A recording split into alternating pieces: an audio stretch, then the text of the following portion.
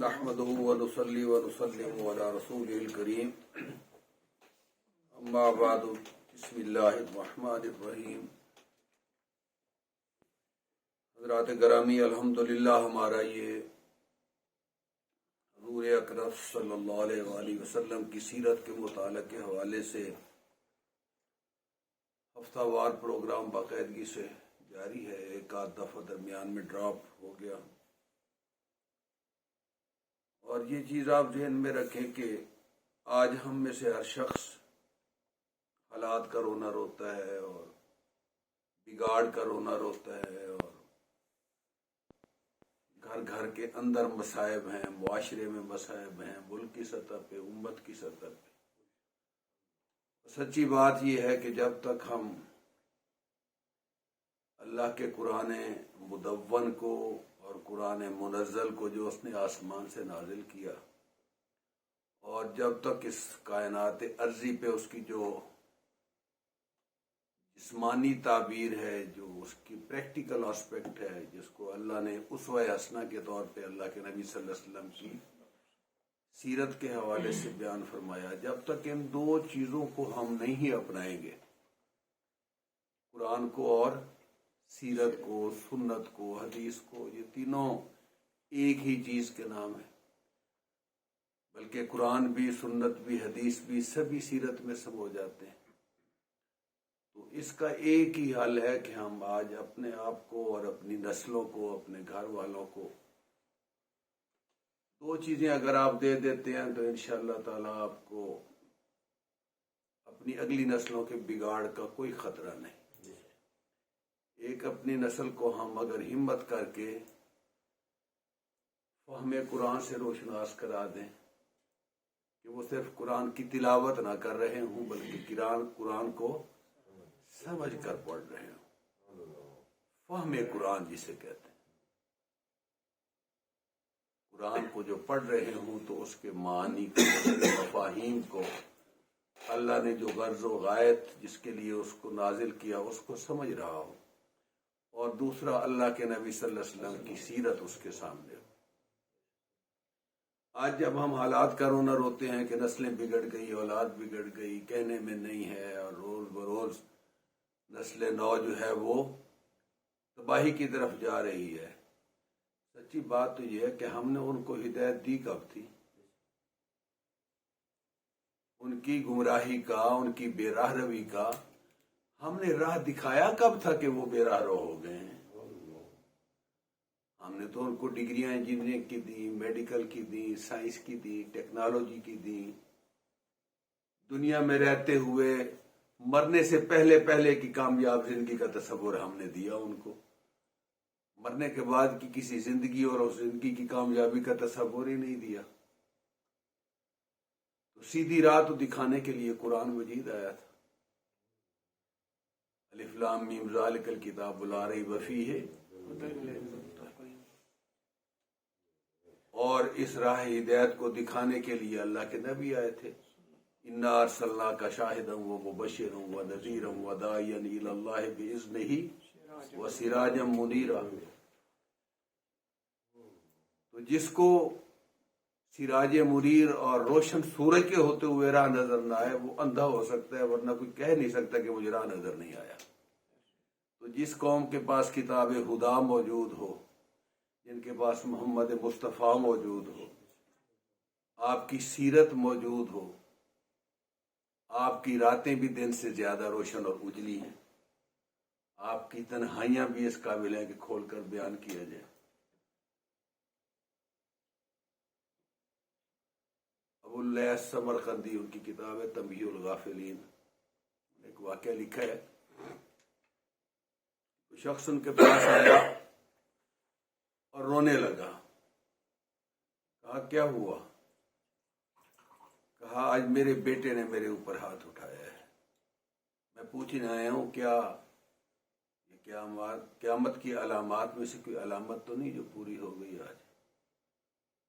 یہ کبھی نہیں سنا تھا.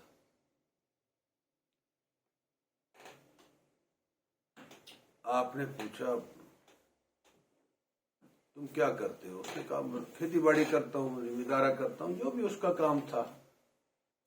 تو اس نے بیٹے کو کچھ پڑھایا لکھایا ہے؟ بیٹا کیا کرتا ہے؟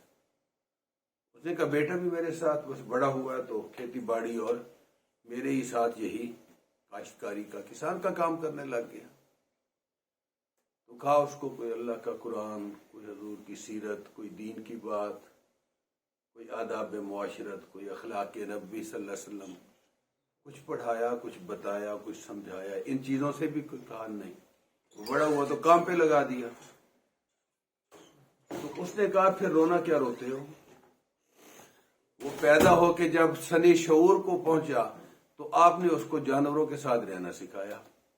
اب اس کی زندگی گزر رہی ہے اس کے کتے کے ساتھ، اس کے بیل کے ساتھ، اس کے گدھے کے ساتھ۔ تو وہ اس کے ٹول ہیں جن سے وہ کام لیتا ہے۔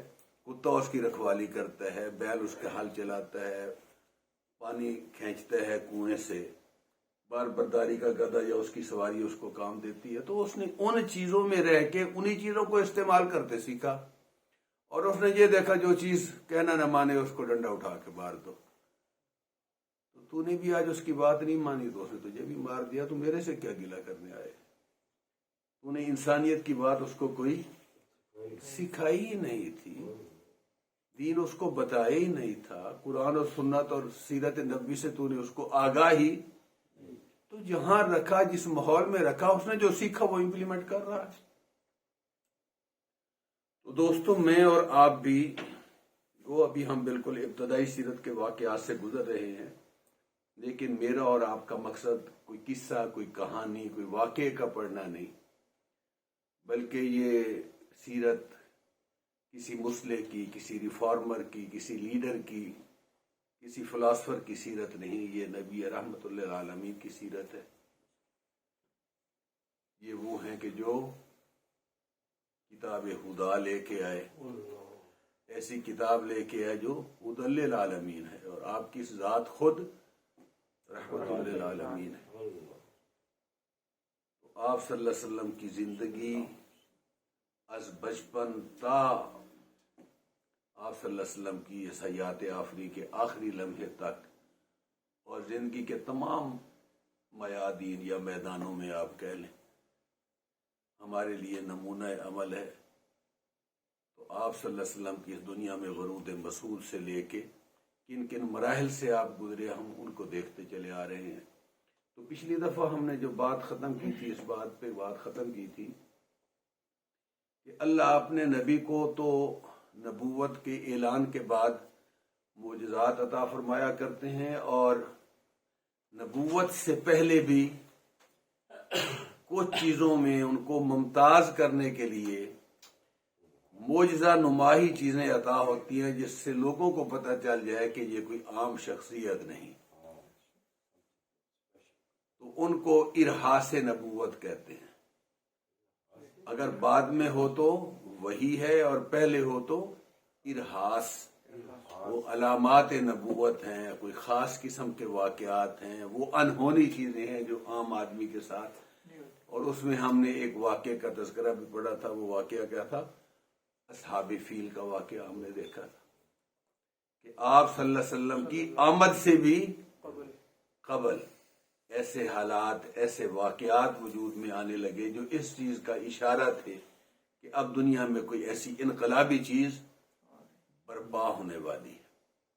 اور ان ارہاسات کا اور آپ کی نبوت کے بعد معجزات کا اور ان علامات کا جو بچپن میں، نوجوانی میں ہم پڑھیں گے سامنے آئی، یہ کوئی نئی بات نہیں تھی۔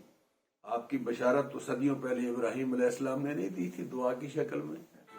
جب بیت اللہ کو تعمیر کیا تھا تو اس وقت انہوں نے اللہ سے دعا کی تھی کہ میری اولاد میں، میری نسل میں، میرے نسب میں، میری ہی قوم میں سے ایک اللہ نبی برپا فرما جو ہدایت کا سامان لے کر ہے۔ قرآن میں، تورات میں، اور یہودیوں کی کتابوں میں، انجیل میں، ان کے صحائف میں یہ ساری چیزیں موجود تھیں۔ آپ صلی اللہ علیہ وسلم نے خود فرمایا کہ میں عیسیٰ ابن مریم کی بشارت کا نتیجہ ہوں، اس کے طور پہ سامنے آیا ہوں۔ تو جس طرح اللہ نے قرآن میں اور یہود و نصارہ کی کتابوں میں اور احادیث مبارکہ میں آپ کی زبان سے کہلوایا تو اسی کے نتیجے میں ہی سمجھو آپ کہہ لیں کہ وہ واقعات بھی رونما ہوئے۔ اچھا، ان ارہاسات کا تعلق کیونکہ ایسی چیزوں سے ہوتا ہے کہ عام طور پہ عام انسان اور اس کی عقل اس کو ماننے کے لیے تیار نہیں ہوتی، تو بعض لوگ بیچارے، اور خاص طور پہ جدید تعلیم یافتہ اور سائنس سے مروب لوگ جو ہیں، وہ اس کا انکار کر بیٹھتے ہیں۔ یہ میٹا فزیکل چیزیں، یہ تو خیالی چیزیں ہیں، یہ مانوی چیزیں ہیں، حقیقت کی دنیا سے ان کا کوئی تعلق نہیں۔ یہ ایسی تعویلات کرتے ہیں کہ یار یہ کیسے ہو سکتا ہے۔ تو امام ابن حجر عسقلانی رحمۃ اللہ علیہ نے فتح الباری میں بڑی تفصیل سے وہ سارے واقعات جو آپ کے بچپن میں، نوجوانی میں اور آپ کی نبوت سے پہلے ایسے واقع ہوئے کہ جو ایک انہونی تھے، ایک عجیب تھے، جو عام طور پہ واقع نہیں ہوا کرتے، تو انہوں نے یہ لکھا ہے کہ بات یہ ہے کہ ان کا انکار تب کیا جائے کہ جب وہ دلیل نبوت نہ ہوں اور ان کو وجود میں لانے والی اللہ کی ذات نہ ہو۔ تو لوگ یہ سوچیں کہ کیا اللہ سے بھی کوئی چیز ناممکن الوجود ہے کہ وجود میں نہ لا سکے اس کو؟ کیا اللہ بھی اس میں قادر نہیں ہے؟ کیا اس کی قدرت سے بھی باہر ہے؟ ہاں، ایک چیز ضرور ہے جو مجھے اور آپ کو سب کو دیکھنی ہوگی، کہ یہ دیکھنا ہوگا کہ وہ واقعہ یا وہ جو ارہاس یا خاص قسم کا جو ایک انسیڈنٹ کہ جو عام طور پہ پیش نہیں آتا اور آپ کے نبوت کے کمال کے طور پہ پیش آیا، وہ سند کے اعتبار سے، تاریخی اعتبار سے ثابت بھی ہے یا نہیں ہے۔ کچھ واقعات ایسے ہیں جو لوگوں نے ایسے من گھڑت بیچ میں ڈال دی ہیں، جو کسی بھی سند حدیث سے، کسی بھی معتبر مورخ نے، کسی بھی سیرت نگار نے جن کو بیان نہیں کیا۔ مثلا کہا جاتا ہے کہ وہ روم کے بادشاہ کے محل کے کیا تھے، وہ کنگرے جو تھے وہ گر گئے، آتش کدہ ایران بجھ گیا، فلاں حوض جو تھا تالاب ہمیشہ اس کا پانی جاری رہتا وہ سوکھ گیا تھا۔ یہ بیان تو کیے جاتے ہیں، لیکن ہمارے کسی محدث نے، کسی اچھے سیرت نگار نے، کسی معتبر راوی نے ان کو روایت، اب ایک چیز ثابت ہی نہیں تو پھر ہم کیوں اس پہ انسسٹ کریں؟ لیکن جو صحیح، ہاں دیکھنا یہ ہے کہ حضور اکرم صلی اللہ علیہ وسلم تک بڑے معتبر راویوں سے، اتھینٹک لوگوں سے اور سیرت نگاروں سے اگر وہ چیز، اور محدثین نے اور راویان حدیث نے یا سیرت نگاروں نے کم از کم تحقیق کے بعد یہ ثابت کر دیا ہے کہ یہ بات صحیح ہے، تو صرف اس بات پہ کہ یہ ہماری عقل نہیں مانتی، تو عقل کا تو ایک اپنا دائرہ کار ہے نا۔ یہ چیز ذہن میں رکھیں کہ اللہ نے ہر چیز کا ایک دائرہ کار بنایا ہے۔ میرے اور آپ کے ہاتھ کس لیے ہیں؟ چھونے کے لیے، پکڑنے کے لیے، لمس ہے نا اس کا فائدہ کیا ہے کہ یہ گرم کو، سرد کو، سخت کو، نرم کو، یہ چیزوں کو پکڑتے ہیں۔ زبان کا یہی کام ہے، زبان کا کام ہے وہ بولتی ہے، کان کا کام کیا ہے کہ وہ سنتے ہیں، آنکھ کا کام کیا ہے دیکھتی ہے۔ اب آنکھ دیکھتی ہے، زبان بولتی ہے، کان سنتے ہیں، ہاتھ پکڑتے ہیں، پاؤں چلتے ہیں۔ آپ قسم کھا لیں گے نہیں جی میں تو اب کانوں سے دیکھا کروں گا اور آنکھوں سے سنا کروں گا، کیا لوگ کہیں گے پاگل ہو گئے ہو، یہ اس چیز کے لیے بنی ہی نہیں ہے، اس کا یہ کام ہی نہیں ہے، یہ اس کے دائرہ کار سے باہر ہے، یہ طاقت اور یہ صلاحیت اس کو۔ اچھا اب آگے تھوڑا سا چلیں، جس چیز کو ہاتھ نہیں ٹچ کر سکتے، جس چیز کو آنکھ نہیں دے سکتی، جس چیز کو کان نہیں سن سکتے، جس کو زبان بول نہیں سکتی، ان تمام کے دائرہ کار سے باہر ہوتی ہے ایک چیز، آپ کی عقل اس کو پا لیتی ہے۔ اب آپ کیا کہیں گے کہ یہاں تک حواس خمسہ کام کرتے تھے، یہاں آ کے ان کی لمٹ ختم ہو گئی، تو یہاں آپ کے حواس خمسہ کی لمٹ ختم ہوتی ہے تو عقل کی شروع ہو جاتی ہے۔ یہ میں آپ کی بنیادی بات سمجھانا چاہ رہا ہوں آج۔ اب آپ عقل سے نہ آنکھ کا کام لے سکتے ہیں، نہ زبان کا، نہ ہاتھ کا، نہ پاؤں کا، کسی بھی آپ حواس خمسہ میں سے کسی چیز کا کام اس سے نہیں لے سکتے. عقل سے عقل وہاں پہنچ جاتی ہے, عقل پا لیتی ہے کہ یہ چیز ہے تو اس کے پیچھے یہ ہوگا, یہ تو ہم سے بہت سی چیزیں ہیں جو ہم عقل سے پا لیتے ہیں. اب جس طرح ہاتھ پاؤں کا کام عقل نہیں کر سکتی, عقل سے درجہ ایک آگے بھی ہے کہ جہاں عقل نہیں پہنچ پاتی وہاں سے وحی اور الہام شروع ہوتا ہے. وہاں سے سورس آف نالج ایک اور بھی ہے. جس طرح ہم سمجھتے ہیں کہ حواس خمسہ ہیں اور پھر کیا ہے, عقل ہے, ہماری بات تو ہو گئی یہاں ختم. اس سے آگے ایک وہی نالج کا سورس ہے, علم کا ایک ذریعہ ہے, چیزوں کو پا لینے اور جاننے کا ایک, اس کو کیا کہتے ہیں, وحی کہتے ہیں. اس کو کیا کہتے ہیں, الہام کہتے ہیں. اس کو القاء کہتے ہیں. آپ کے ساتھ بھی یہ صورت پیش آتی ہے. آپ نے کوئی چیز کبھی نہ دیکھی, نہ سنی, نہ پکڑی, نہ چکھی, نہ کسی کو محسوس کیا, نہ کبھی آپ کے عقل میں آئی, ویسے بیٹھے بیٹھے آپ بڑے بعض اوقات کسی کام کے لیے پریشان ہوتے ہیں, آپ بیٹھے ہوتے ہیں اور یکدم آپ کے دل میں ایک خیال آ جاتا ہے, اور اس وقت آپ سوچ بھی اس چیز کے بارے میں ہی سوچ رہے ہوتے, پتہ نہیں کیا سوچ رہے, لیکن یکدم سے آپ کہتے ہیں یار اللہ نے یہ چیز دل میں ڈال دی. اب وہ کیا ہوتا ہے, وہ القاء ہے جو عالم ہے. لیکن آپ کا القاء سچا بھی ہو سکتا ہے اور جھوٹا بھی, وہ القاء رحمانی بھی ہو سکتا ہے اور القاء شیطانی بھی ہو سکتا ہے. وہ آپ کا اپنا گمان اور خیال بھی, لیکن اس کی جو سب سے خوبصورت فارمیٹ ہے وہ وہی ہے, خداوندی, یا وہ سچا خواب ہے جو اللہ خواب دکھا نیچے رہ جاتا ہے. لیکن وہی, اب وہی کیا چیز ہے, وہی تو آسمانی چیز ہے. وہی اس کی طرف سے آتی ہے جہاں نہ ہمارے حواس خمسہ پہنچ سکتے ہیں اور نہ ہماری عقل کی تو حد ختم ہوتی ہے, اور وہی کی وہاں سے ابتدا ہوتی ہے. اور یہ وحی اور یہ خاصہ نبوت تو تمام نبیوں کے ساتھ ہے. جہاں پر تمام نبیوں کی وحی کی رسائی ختم ہوتی ہے وہاں حضور کی نبوت کی رسائی شروع ہوتی ہے.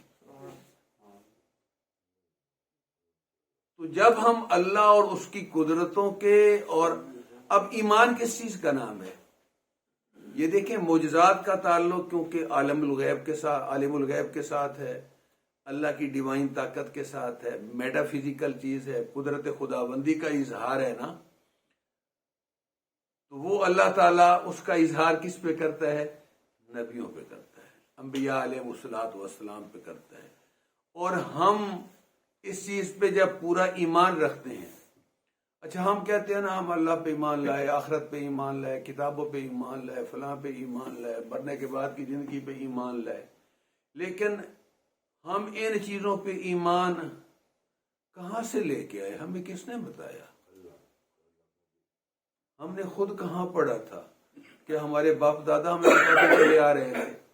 تو ایمان کی خود تعریف کیا ہے, جب آپ کہتے ہیں میں مومن ہوں, میں مسلمان ہوں, میں ان ساری چیزوں کو مانتا ہوں, تو آپ کیوں مانتے ہیں, آپ کی بنیاد کیا ہے ماننے کی, کس حقیقت کی بنیاد پہ آپ مرنے کے لیے تیار ہوتے ہیں لیکن اپنے عقیدے سے پیچھے ہٹنے کے لیے تیار, تو آپ کو کون سا کیوں اتنا یقین ہے, کس بات میں یقین ہے, کس نے یقین دلایا آپ کو, یہ ایمان کی کیفیت کیسے پیدا ہوئی.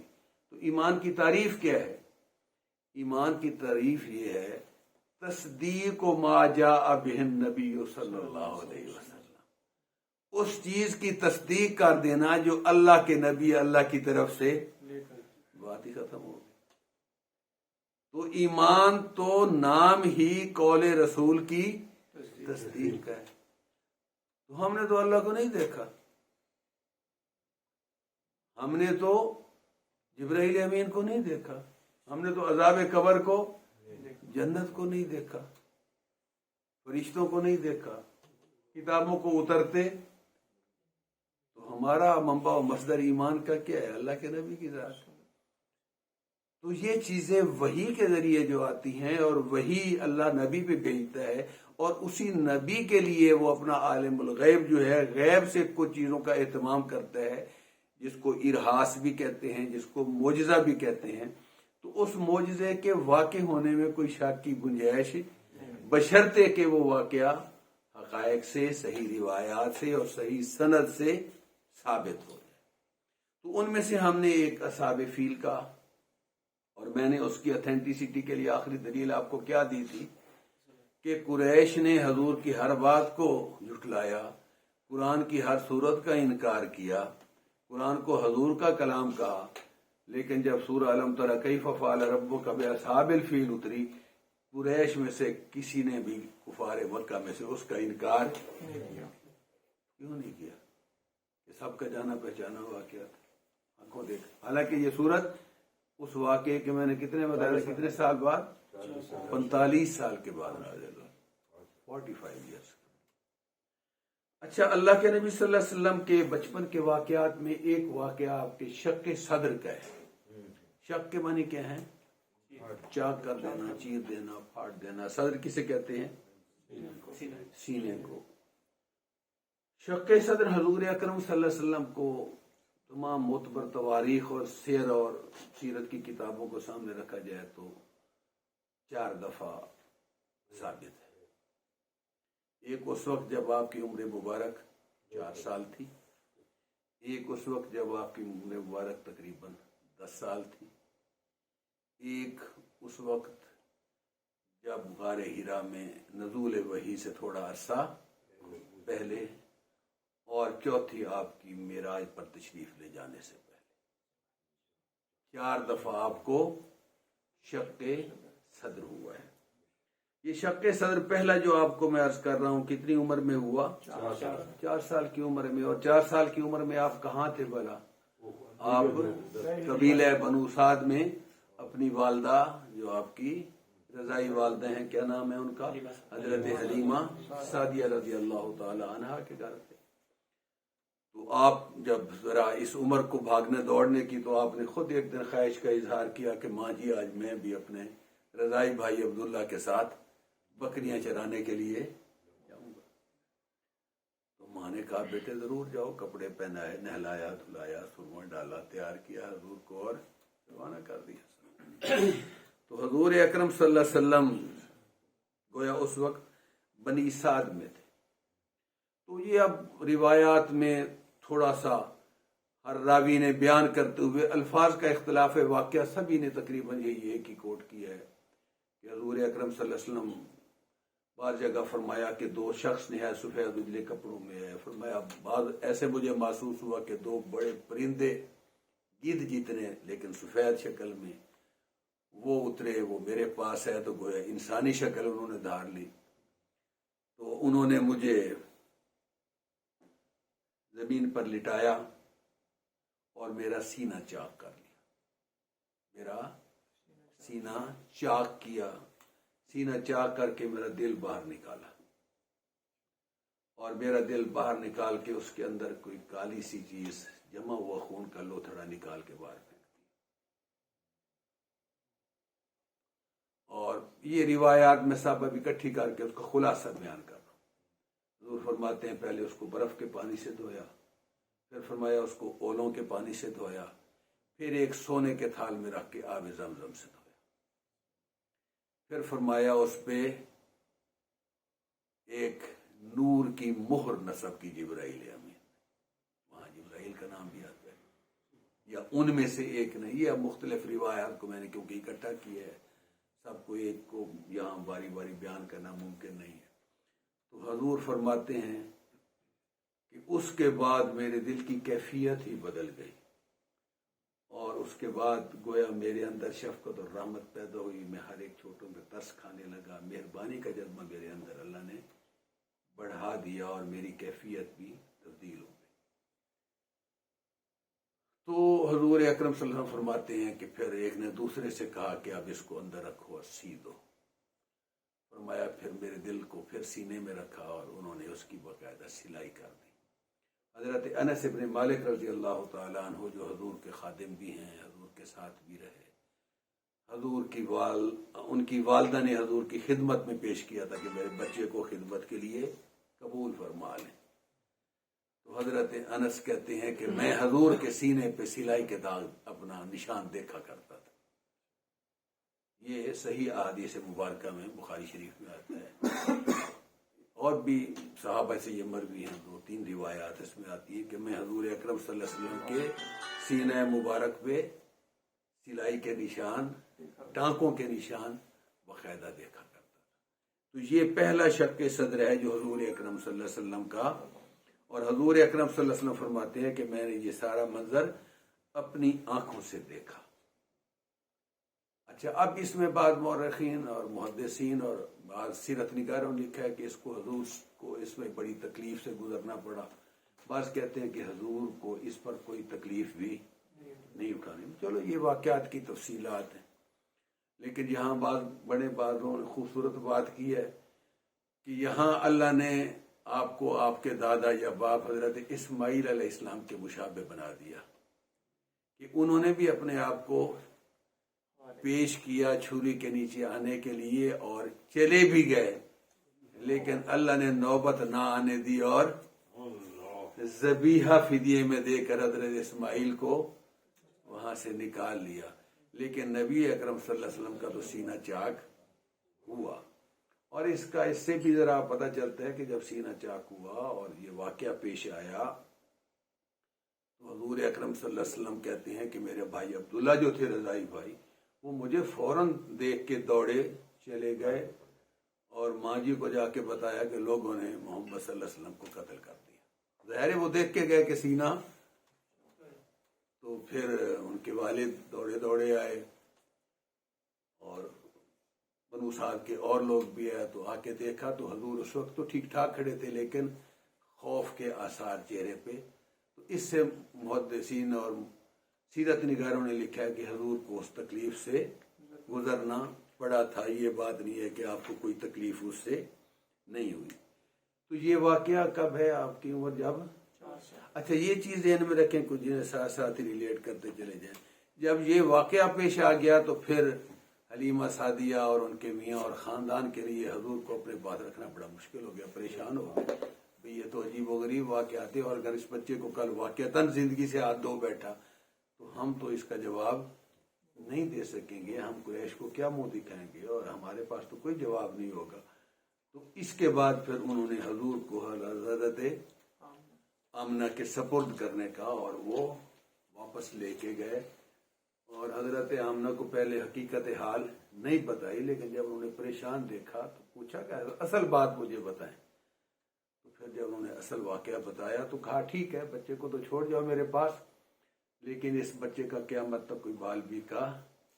پھر انہوں نے وہ واقعات بتایا کہ جو ان کو زمانہ حمل اور ابتدائی دنوں میں جب حضور اکرم صلی اللہ علیہ وسلم اپنی والدہ محترمہ کے بطن میں تھے تو پیش آئے، اور خود حضور نے بھی فرمایا کہ جب میں والدہ کی بطن میں تھا تو میری والدہ کو ایک نور دکھایا گیا، اور اس کی روشنی وہاں تک پہنچی کہ جو شام کے محلات جو ہے اس سے وہ چمک اٹھے۔ یہ تو حدیث شریف میں آتے ہیں یہ واقعہ صحیح، اس طرح کی احادیث صحیحہ میں۔ تو اس کے بعد آپ کو پتہ ہے کہ ہم یہ پڑھ چکے ہیں، پہلے بہت سے واقعات ریپیٹ ہو جاتے ہیں کہ والدہ کے پاس آپ آئے اور پھر والدہ کا بھی انتقال ہو گیا، وہ ہم پڑھ چکے ہیں حصہ کہ آپ کو مدینہ منورہ لے کے گئی، واپس جب ابوا کے مقام پہ پہنچی اور آپ کے ساتھ ام ایمن بھی موجود تھی، بنت سالبہ نام تو ان کا کچھ اور ہے لیکن ام ایمن کے نام سے مشہور تھی۔ تو اس کے بعد حضور اکرم صلی اللہ علیہ وسلم کن کی پرورش میں آئے، کن کی آغوش میں آئے؟ جناب ابو طالب۔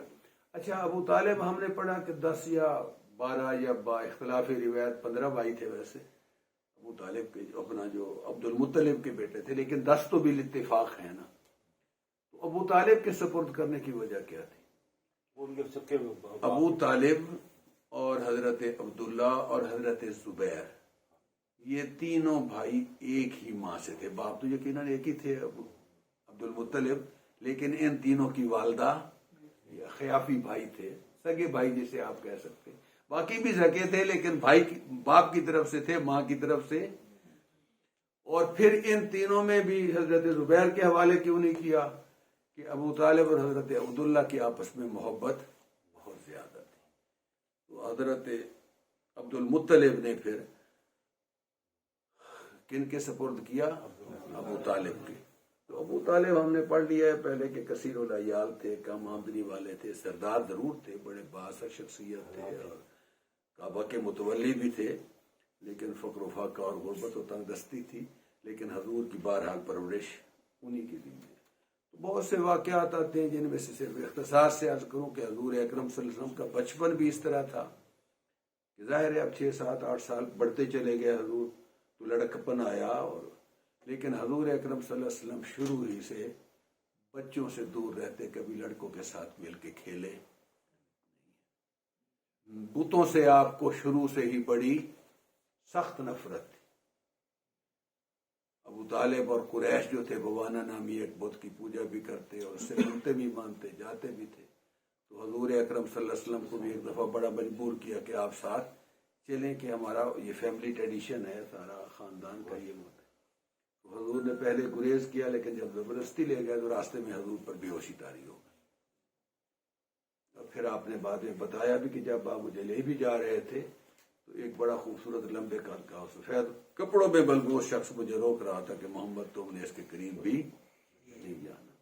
تو اللہ تبارک و تعالیٰ نے آپ کو بت سے، بت پرستی سے، شرک سے، ان تمام چیزوں سے، تو اسی بچپن کی کیفیت میں نے آپ کو پہلے عرض کیا کہ دوسری بار بھی شق صدر کا واقعہ پیش آیا، اور کتنی عمر میں پیش آیا؟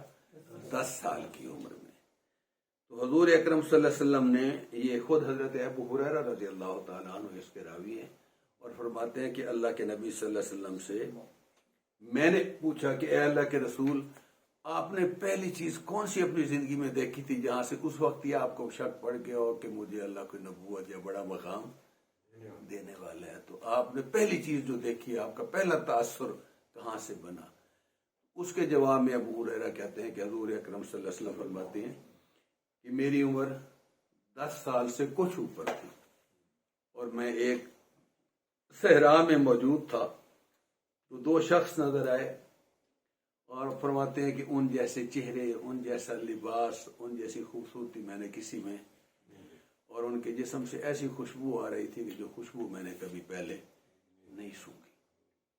تو حضور اکرم صلی اللہ علیہ وسلم فرماتے ہیں کہ ایک نے دوسرے سے کہا کہ یہ وہی ہے، میرے قریب آ کے کہا کہ یہ وہی ہے، دوسرے نے کہا ہاں یہ وہی ہے، اور پھر انہوں نے مجھے زمین پر لٹا دیا، اور پھر میرا سینہ چاک کیا، اور یہاں یہ الفاظ موجود ہیں کہ پھر اس سینے میں سے وہ لغان نکال دی، وہ سیاہ نقطہ نکال دیا، اور حضور فرماتے ہیں کہ میرے سینے سے حسد، کینہ اور بغض نکال دیا۔ یہ گویا ایک عمل جراحی تھا، نبوت کے لیے تیار کیا جا رہا تھا۔ اچھا، یہاں ایک چیزیں کچھ ساتھ ساتھ ہم ڈسکس کرتے چلے جائیں۔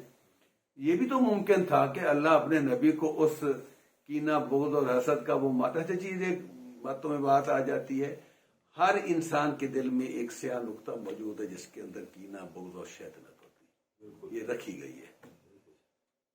اب اگر حضور کے دل میں وہ نہ رکھی جاتی تو آپ ایک کامل بشر پیدا نہ ہوتے، پھر آپ ایک کامل انسان پیدا، تو کامل انسان، کامل بشر اور فرد بشر کا طور پر پیدا کرتے ہوئے وہ چیز بھی آپ کے اندر رکھ دی گئی۔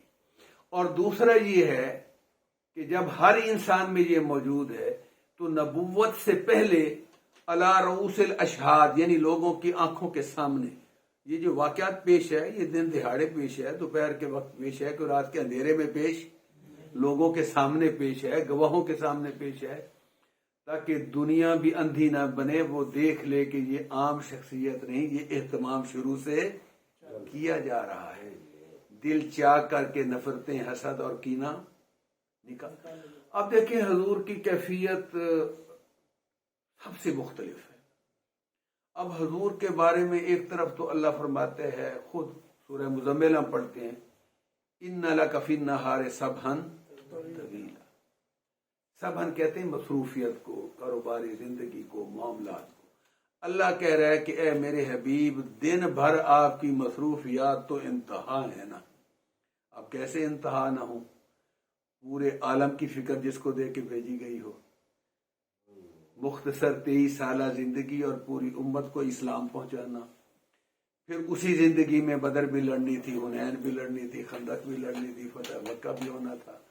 उसी में फिर सलातीन हुकूमत को मरासले भी भेजने थे, उसी में सफीरों से मुलाकात भी करनी थी, उसी में अपनी बीवी बच्चों को रोजी भी कमाकर हलाल की खिलानी थी, उसी में बैठ के मस्जिद में लोगों के फैसले भी करने थे, उसी में सहाबा की तरबियत भी करनी थी, उसी में सूफा की दरसगाह में बतौर मुअल्लिम भी काम करना था, उसी में एक वाली रियासत के तौर पे रियासत मदीना की बुनियाद भी। मुझे ये बताएं, कायनात का कोई शख्स इतना मसरूफ हो सकता है? पूरी कायनात में कितना बड़ा इनकलाब। अल्लाह ने गवाही दे दी कि इन्ना लका फी नहारि सबहन, और दूसरा क्या कह दिया कि मेरे नबी आप आम नहीं हैं, आप मेरे महबूब हैं। कायनात में जितना मुझसे प्यार और करते हैं, आपका प्यार भी सबसे बढ़ के होना चाहिए।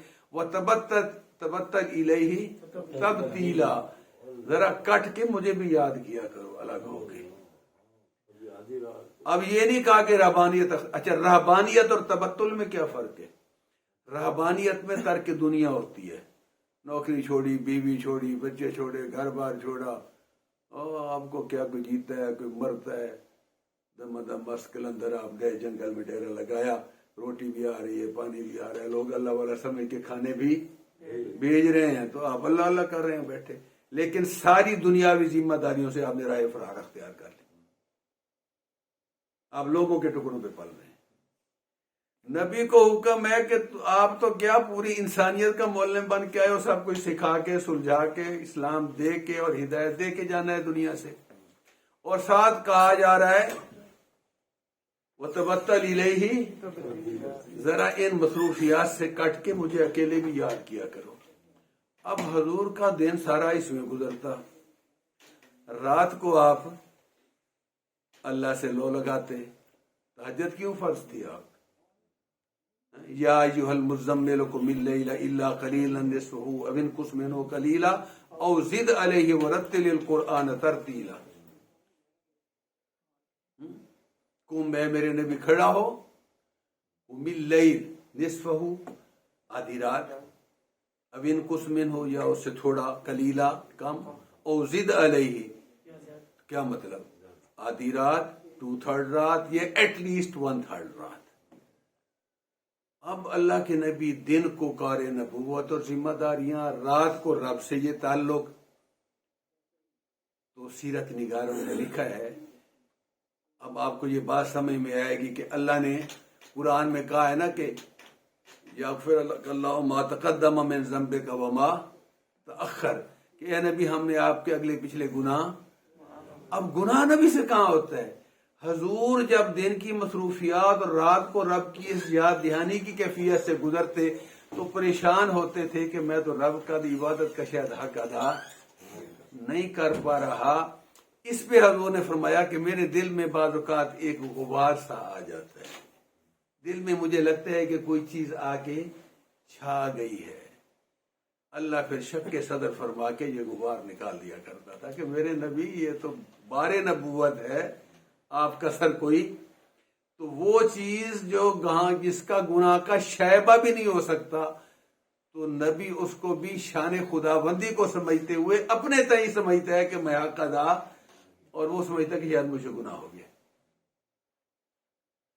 तो ये शक के सदर ये था कि नबी के दिल में इन हालात में जो अंदर चीज पैदा हो जाती थी, ऑपरेट करके फिर उसको भी निकाल दिया जाता।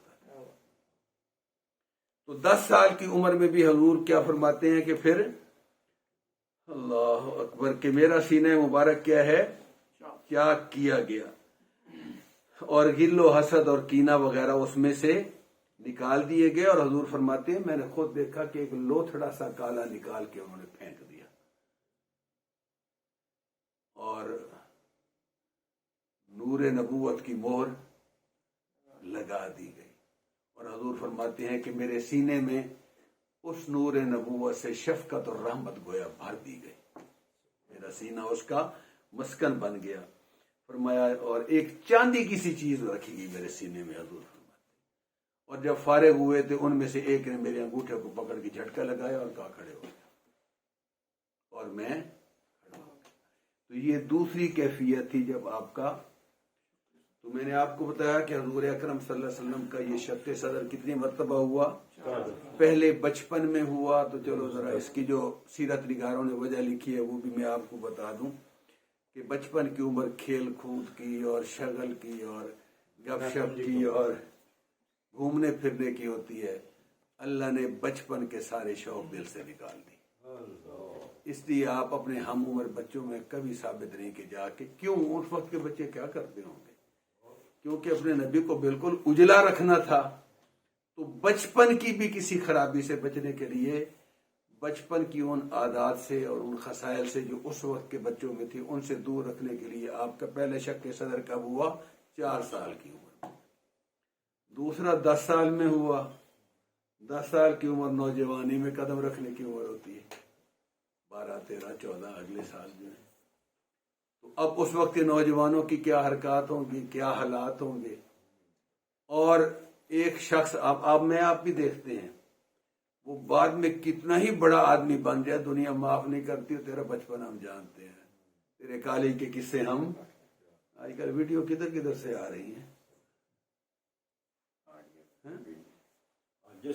تو اللہ نے کہا کہ میرے نبی کو نوجوانی میں بھی کیونکہ رکھنا ہے تو دل کے اندر وہ اٹھنے والی ساری خواہشات آپریشن کر کے نکال دیا.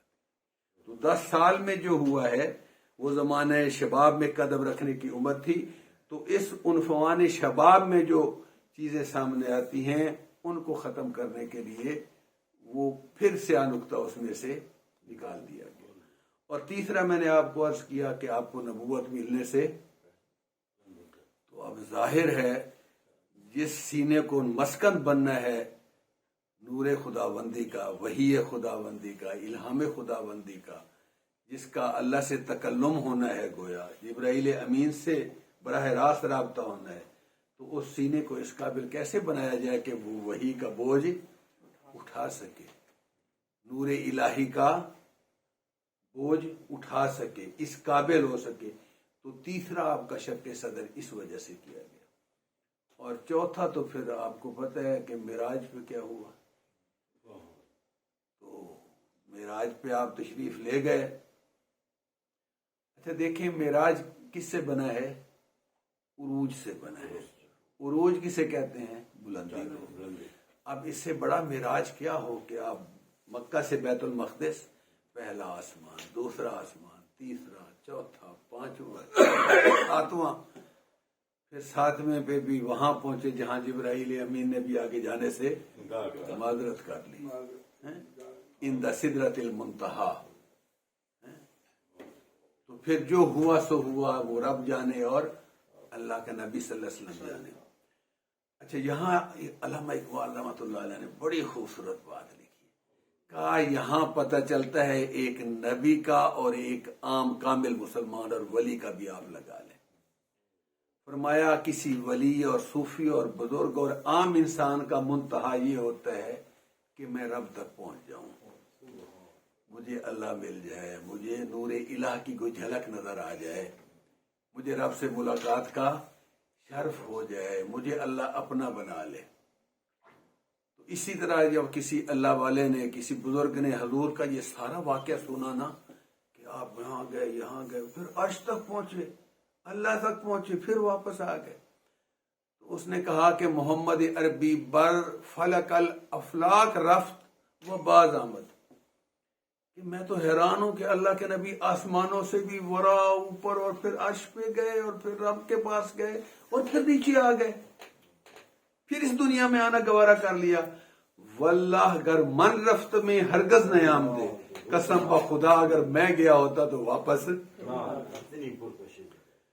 اقبال کہتے ہیں یہی تو ولی میں نبی میں فرق ہے کہ ولی اپنا پہنچ جانا کمال سمجھتا ہے, نبی واپس آتے ہیں کہ جو گرے ہوئے ہیں ان سب کو بھی وہاں پہنچا دو. یہ نبی اور ولی کی اپروچ کا فرق ہے, سوچ کا فرق ہے کہ نبی آسمانوں اور عرش پہ جا کے واپس آیا کہ میں وہاں بیٹھ گیا تو دنیا کا کیا بنے گا. ان سب کو بھی تو میں نے اللہ سے ملانا ہے, ان کو بھی تو راستہ دکھانا ہے. تو کہاں عام انسان اور کیا ولی اور کتب اور غوث کہاں پہنچ سکتا ہے نبی کی نبوت کے؟ تو اللہ کے تو میں عرض کیا کر رہا تھا کہ معراج پہ جاتے ہوئے کیوں کیا گیا کہ ان تمام مشاہدات کا، ان ملاقاتوں کا، اللہ سے ہم کلامی کا اور ان انوار و برکات کا جو اللہ نے ملا اللہ اور جنت میں دکھانی تھی، ان کی برداشت کا مادہ کیسے پیدا ہوتا؟ تو چوتھا کیا ہوا؟ شق صدر۔ اچھا، چوتھا یقیناً آپ کو بتا دیا کہ یہ تو معراج کے موقع پہ ہوا، جبکہ آپ کی ایج 50s میں یقیناً تھی، مطلب ہے۔ اچھا، یہ تو لیکن ہم پھر واپس بچپن کی طرف آتے ہیں۔ تو حضور اکرم صلی اللہ علیہ وسلم 10 سال کے صدر کے بعد آپ صلی اللہ علیہ وسلم کو ایک اور جو واقعہ پیش آیا، جو بہت تاریخ میں جس کا اور سیرت نگاروں نے واقعہ لکھا ہے، وہ آپ صلی اللہ علیہ وسلم کا شام کا سفر اور بحیرہ راہب، اپنا جو راہب بحیرہ نامی ہے اس کی جو ہے ملاقات ہے۔ یہ شام کے شہر بصرہ میں ہوئی۔ ایک بصرہ ہے، یہ ذہن میں رکھے، یہ بصرہ نہیں ہے، یہ بصرہ 2 شہر ہے۔ آج کل شاید اس علاقے کو حوران کہتے ہیں، وہاں یہ بصرہ ہے۔ تو حضور اکرم صلی اللہ علیہ وسلم اس زمانے میں دستور تھا، جس طرح سورہ قریش میں آتے ہیں کہ قریش کے قافلے ہر سال تجارت کے لیے شام جایا کرتے تھے۔ تو ابو طالب نے بھی جب رخت سفر باندھا اور شام جانے کا ارادہ کیا، اس وقت حضور کی عمر مبارک تقریباً 12 سال تھی۔ تو آپ کو لے جانے کا ان کو کوئی ارادہ نہیں تھا، لیکن جب وہ سوار ہوئے تو حضور اکرم صلی اللہ علیہ وسلم پہنچ گئے، کہنے کہ چچا میں بھی ساتھ چلوں گا۔ تو ابو طالب نہ چاہتے ہوئے بھی حضور کو انکار نہ کر سکے۔ حالانکہ آپ وہاں اس شام کے سفر میں، غیر ملکی سفر میں اور مصیبتوں والے سفر میں اور پھر تجارت میں اس وقت آپ کا کیا رول ہو سکتا تھا، لیکن آپ کی محبت، آپ کے ساتھ شفقت، آپ کی نگرانی کیونکہ آپ کے ذمہ تھی اور آپ انکار بھی نہ کر سکے۔ تو حضور اکرم صلی اللہ علیہ وسلم گئے ہیں۔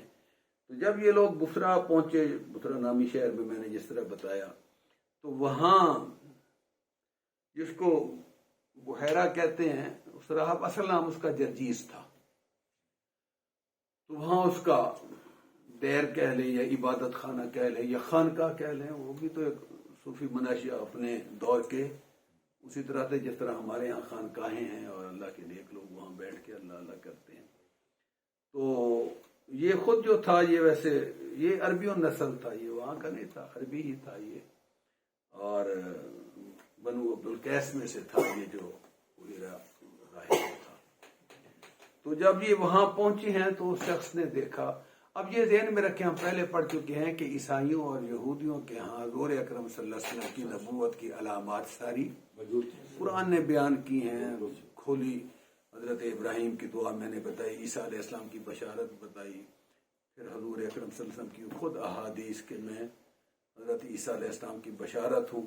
تو عیسیٰ علیہ السلام کی بشارت تو انہوں نے دی تھی تو تھے نا، تو وہ بشارت ان کی کتابوں میں موجود تھی۔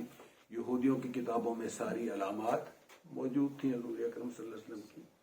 اچھا، ان علامات کا بھی تذکرہ ساتھ ساتھ کرتے چلیں، کیا تھی؟ اچھا، یہ چیزیں ہم جو بتا رہے ہیں نا، کچھ چیزیں تو وہ معجزے تھے جو ہوئے اور ختم ہو گئے۔ اللہ نے بعض چیزیں صرف حضور میں نہیں، جو تمام انبیاء میں ایک چیز مشترک رکھی ہے، وہ کھلے عام نظر آنے کی ہے، اس کو کہتے ہیں مہر نبوت، یا جس کو خاتم نبوت کہتے ہیں، خاتم مہر کو کہتے ہیں۔ تو وہ تمام انبیاء کے ایک علامت کے طور پہ موجود ہوتی تھی۔ حضور اکرم صلی اللہ علیہ وسلم کے بھی پشت پہ دونوں شانوں کے درمیان ذرا بائیں طرف جھکی ہوئی، ایک جو مورخین نے لکھا ہے مثال دے کے کہ کبوتر کے انڈے کی شکل کی وہ تھی، تو ایک ابھری ہوئی مہر موجود تھی جس کو مہر نبوت کہتے ہیں۔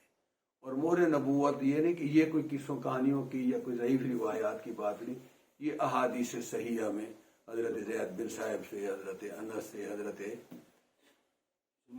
خود بلال رضی اللہ تعالیٰ عنہ سے، ان تمام لوگوں سے مروی ہے کہ نور نبوت، اپنا مہر نبوت کو انہوں نے دیکھا، صحابہ نے بوسہ لیا،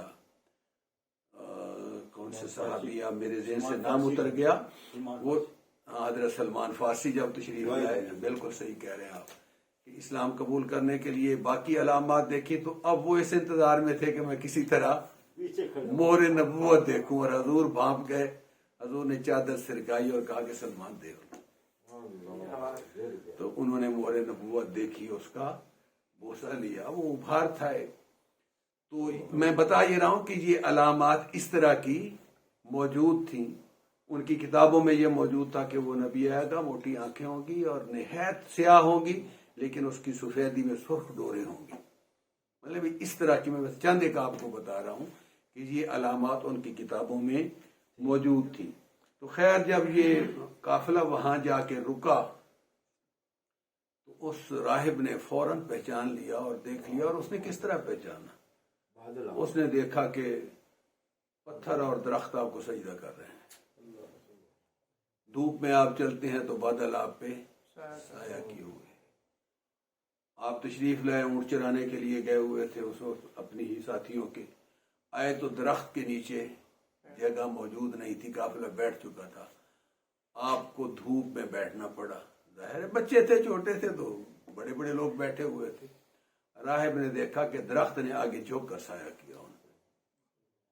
جب اس نے یہ ساری علامات دیکھی فوراً ابو طالب پہنچا کہ یہ کون, کہاں سے قافلہ آیا. بتایا کہ قریش کا ہے. کون ہے ساتھ؟ ابو طالب ہے. ابو طالب سے پوچھا کہ یہ بچہ کون ہے آپ کے ساتھ. حضور کو بلایا, حضور کو دیکھا, حضور کی کیفیت دیکھی, علامات دیکھی.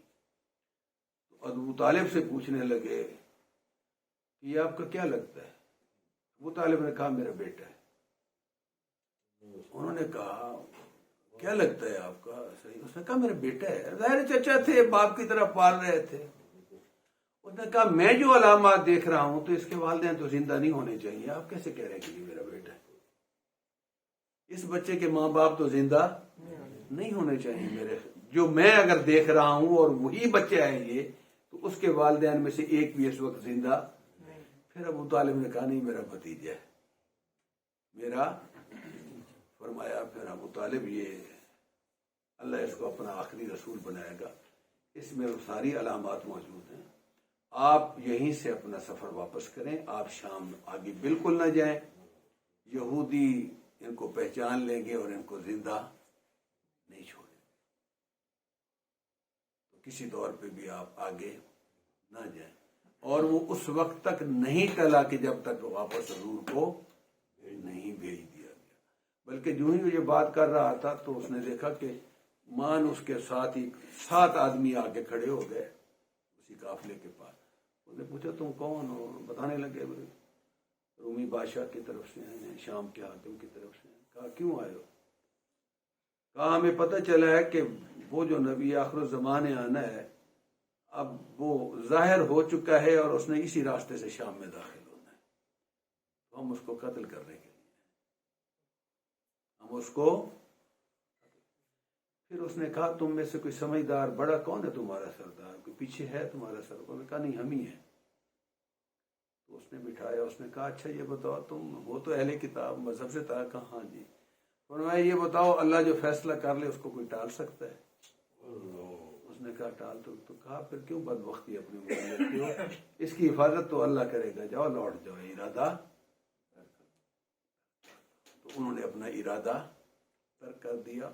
اور حضور اقدس صلی اللہ علیہ وسلم کو ابو طالب تو بعد میں آئے لیکن آپ کو وہاں سے واپس مکہ روانہ کر دیا. اچھا بہت سے یہ سارے اراساتی کی بات ہو رہی ہے. مکہ مکرمہ میں قحط پڑا, بارشیں بالکل رک گئی اور خشک سالی. ظاہر خشک سالی ہو تو جانور بھی مر رہے تھے اور فصلیں بھی اجڑ گئی تھی. تو لوگ عبد المطلب کے پاس آئے. یہ بعض نے عبد المطلب سے منسوب کیا ہے کہ ان کی زندگی کا, اور بعض نے کہا کہ نہیں اس وقت ابو طالب تھے, عبد المطلب موجود. یہ دونوں روایات آتی.